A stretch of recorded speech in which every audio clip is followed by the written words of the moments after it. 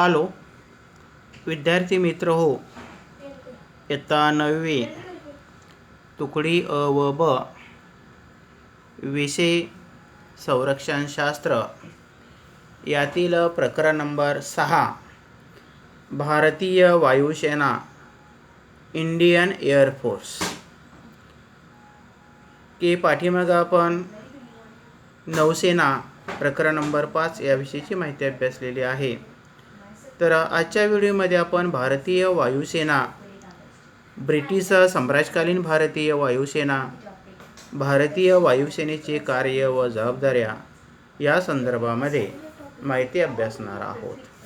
तर या ठिकाणी की भारतीय वायुसेना याचा जो असणारा सिंबॉल आहे, हा सिंबॉल काय केलेला या ठिकाणी दाखवलेला आहे. तर भारतीय वायुसेनेचा संक्षिप्त इतिहास, तर यामध्ये ब्रिटिश साम्राज्यकालीन भारतीय वायुसेना की भारतीय स्थलसेना, भारतीय नौसेनेच्या तुलनेत भारतीय वायुसेनेचा इतिहास हा अगदी कमी कालावधीचा आहे. म्हणजे भारतीय जी स्थलसेना आहे, इंडियन नेव्ही आहे, की याच्या तुलनेमध्ये भारतीय वायुसेनेचा जो इतिहास आहे, हा इतिहास कमी कालावधीचा आहे. ब्रिटिश राजवटीदरम्यान ब्रिटिशांच्या रॉयल एअर फोर्स RAF की ब्रिटिश राजवटीदरम्यान आणि ब्रिटिशांच्या रॉयल एअरफोर्स RAF ची भारतीय शाखा म्हणून रॉयल इंडियन एअरफोर्स RIAF ची स्थापना 8 ऑक्टोबर 1932 रोजी स्थापन करण्यात आली. की रॉयल एअरफोर्स की याची जी भारतीय शाखा आहे आपल्या भारत देशामध्ये, की रॉयल इंडियन एअरफोर्स RIAF ची स्थापना 8 ऑक्टोबर 1932 रोजी करण्यात आली. तर हे जे इंडियन एअरफोर्स आहे, या दलाकडे की सुरुवातीला जी विमाने होते त्यांचे काम केवळ टेहळणी पाहणी करणे इतपतच मर्यादित होते. म्हणजे सुरुवातीच्या कालखंडामध्ये जी विमानं होती आणि त्याचं जे काम होतं हे केवळ टेहळणी करणे, पाहणी करणे इतपतच मर्यादित होते. मात्र पुढे वायुदलाने दुसऱ्या महायुद्धात भारतात महत्त्वाची कामगिरी बजावली. की मात्र हे जे वायुदल आहे, या वायुदलाने दुसऱ्या महायुद्धामध्ये की भारतात महत्त्वाची कामगिरी बजावली. की स्वातंत्र्यानंतर 1950 साली नावातील रॉयल हा शब्द गाळण्यात आला आणि आपला भारत देश स्वतंत्र झाल्यानंतर 1950 साली की रॉयल हा जो शब्द होता त्या नावामध्ये, हा रॉयल हा शब्द काय करण्यात आला, गाळण्यात आला किंवा काढून टाकण्यात आला आणि इंडियन एअरफोर्स IAF किंवा भारतीय वायुसेना असा उल्लेख होऊ लागला. म्हणजे आपला जो भारत देश आहे, तो भारत देश स्वतंत्र झाल्यानंतर की त्यातील रॉयल हा शब्द काढून इंडियन एअरफोर्स किंवा भारतीय वायुसेना असा उल्लेख होऊ लागला. 1951 नंतर भारतीय वायुसेनेच्या आधुनिकीकरणावर विशेष भर देण्यात आला आणि आपला भारत देश स्वतंत्र झाल्यानंतर 1951 नंतर की जी भारतीय वायुसेना इंडियन एअरफोर्स याच्या आधुनिकीकरणावर, नवीन टेक्नॉलॉजीवर विशेष भर देण्यात आला. त्यात आधुनिक विमानांची खरेदी, तसेच भारतात बांधणी करणे किंवा आधुनिक असणारी जी विमानं आहेत, नवीन टेक्नॉलॉजीची असणारी विमानं आहेत, त्याची खरेदी करणे, तसेच त्याची भारतात बांधणी करणे, वायुसेनेच्या प्रशिक्षण संस्थांची उभारणी करणे. म्हणजे वायुसेना आहे, त्या वायुसेनेच्या जी प्रशिक्षण आहे, ट्रेनिंग आहे, या ट्रेनिंग संस्थांची उभारणी करणे, विमान उड्डाणाच्या प्रशिक्षणाची सुविधा केंद्रे विकसित करणे या गोष्टींचा समावेश झाला. म्हणजे वायुसेनेच्या प्रशिक्षण संस्थांची उभारणी करणे, विमान उड्डाणाच्या प्रशिक्षणाची सुविधा केंद्रे विकसित करणे या गोष्टींचा यामध्ये समावेश करण्यात आला. 1962च्या भारत चीन युद्धामध्ये की भारतीय वायुसेनेचा सर्वात प्रथम कस पानाला लागला. म्हणजे ज्यावेळेला 1962 साली भारत आणि चीन ह्या दोन देशामध्ये युद्ध झालं आणि यामध्ये भारतीय वायुसेनेचा सर्वात प्रथम कस लागला. मात्र अत्यंत प्रतिकूल परिस्थितीत ही भारतीय वायुसेनेने मनुष्य, तोफा, सामान यांच्या वाहतुकीची जबाबदारी उत्तमरित्या पार पाडली.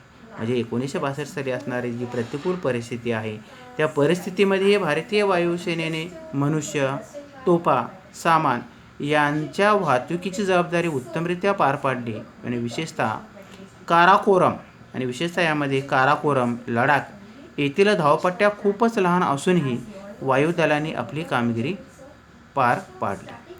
म्हणजे काराकोरम आणि लडाख येथील असणाऱ्या ज्या धावपट्ट्या आहेत त्या धावपट्ट्या खूपच लहान असूनही वायुदलाने आपली जी कामगिरी आहे ती कामगिरी पार पाडली. आणि या सर्व परिस्थितीमुळं भारतीय वायुसेनेच्या आधुनिकीकरणाची गरज पुन्हा एकदा प्रकर्षाने समोर आली.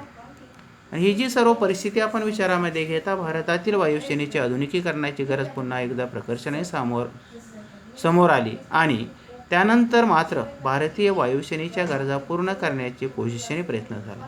1962 नंतर जे भारतीय वायुसेनेच्या ज्या गरजा आहेत ते गरजा पूर्ण करण्यामध्ये अधिक प्रयत्न करण्यात आले. तर भारतीय वायुसेनेचे कार्य आणि जबाबदाऱ्या, तर भारतीय वायुसेना आहे त्या भारतीय वायुसेनेचे कार्य कोणते आहेत, त्यांच्या जबाबदाऱ्या कोणत्या आहेत.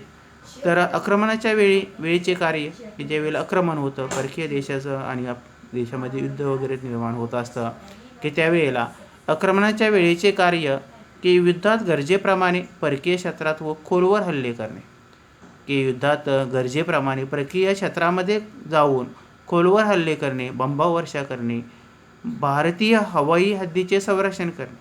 आणि भारतीय जी हवाई हद्द आहे ते भारतीय हवाई हद्दीचे संरक्षण करणे, स्थलसेनेला व नौसेनेला आवश्यक ती मदत देणे, संरक्षण कवच पुरवणे.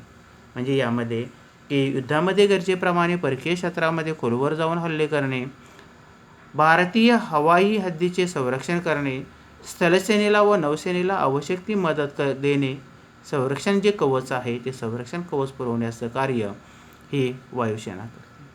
तर बचावाच्या वेळेचं कार्य यामध्ये परकीय हवाई आक्रमण रोखणे, हवाई आक्रमण रोखणे, टिहाळणी करणे, की बचावाच्या वेळेचे जे कार्य आहे ते कार्य परकीय हवाई आक्रमण रोखणे, टिहाळणी करण्याचं कार्य करत असतं. राजनैतिक कार्य, तर राजनैतिक कार्यामध्ये अतिमहत्त्वाच्या व्यक्तीसाठीच्या विमानांची देखभाल, की राजनैतिक कार्य यामध्ये की अतिमहत्त्वाच्या ज्या व्यक्ती आहेत, प्राईम मिनिस्टर, उपमिनिस्टर, CM किंवा राष्ट्रपती, की अतिमहत्त्वाच्या व्यक्तीसाठीच्या विमानांची देखभाल करणे, नियंत्रण व प्रत्यक्ष उड्डाण वाहतूक करणे. अतिमहत्त्वाची ज्या व्यक्ती आहेत त्या व्यक्तींच्या विमानांची देखभाल करणे, नियंत्रण व प्रत्यक्ष उड्डाण वाहतूक करणे.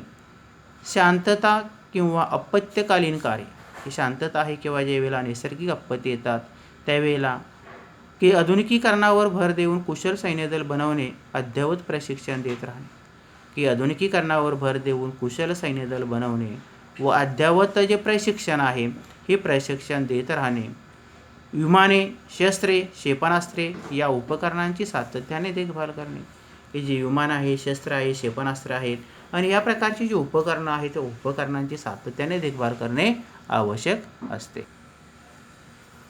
त्याच्या पुढे दिलेलं आहे नैसर्गिक व मानवनिर्मित आपत्तीत बचाव कार्यामध्ये सहभागी हो, की ज्या ठिकाणी नैसर्गिक आपत्ती येते किंवा महापूर वगैरे येत असतात, भूकंप वगैरे होत असतात, की त्यावेळेला हे जे नैसर्गिक आणि मानवनिर्मित आपत्ती जी आहे त्या आपत्तीमध्ये बचाव कार्यामध्ये जे हेलिकॉप्टर्स आहेत किंवा विमान आहेत त्याच्या साहाय्यानेसुद्धा लोकांचा काय केला जातो, बचाव केला जातो, स्थलांतरण केलं जातं.